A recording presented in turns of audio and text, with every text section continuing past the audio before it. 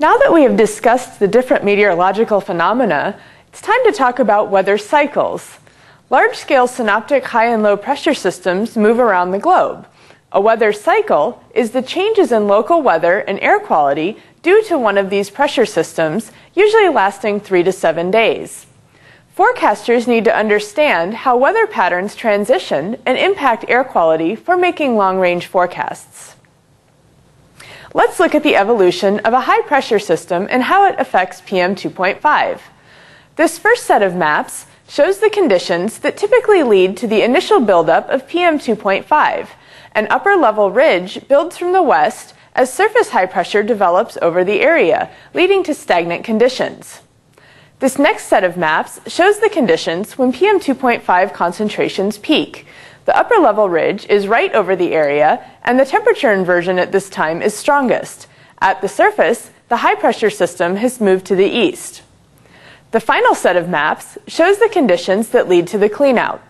The ridge has moved east, and a trough has moved over the area, leading to enhanced mixing. At the surface, a cold front has moved through, bringing in a clean air mass and producing moderate to strong winds, which have dispersed pollutants. For forecasting, the 500 millibar 10-day outlook of heights and sea level pressure can be useful for predicting weather cycles. In this example, the 500 millibar heights are shown by the colored contours, while the sea level pressure is shown in black lines. As we watch this 10-day animation, you can see the evolution of the weather conditions at any given location as a series of upper-level troughs and ridges moves across the country, and surface high and low pressure systems move through as well. Let's look at a real-life example. This example shows 14 days of weather conditions and air quality in Minneapolis-St. Paul in winter of 2005. This is an air quality episode that impacted many areas in the Midwest, not just Minneapolis-St. Paul. On the left of the screen is a webcam image for each day showing how the visibility changes with the air quality. A clean conditions image is shown at the bottom for comparison. In the upper right portion of the screen, the morning surface weather map is shown, and the graph on the bottom shows the observed air quality index level for each day. As we go through this animation, I'm just going to highlight a couple of the days that have significant weather changes for you guys to focus on.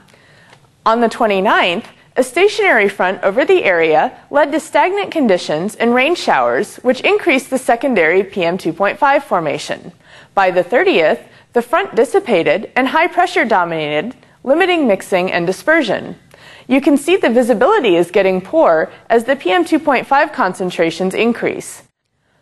On the 3rd, the wind shifted to westerly, dispersing some pollutants and transporting in cleaner air. By the 6th, a cold front approaching from the north increased dispersion and mixing. The front moved through on the 7th, and air quality improved to good air quality index levels. So to summarize, changes in the large-scale weather pattern are responsible for changes in local-scale meteorology, which impacts air quality. So forecasters need to understand weather cycles and their typical progression in order to produce accurate long-range outlooks.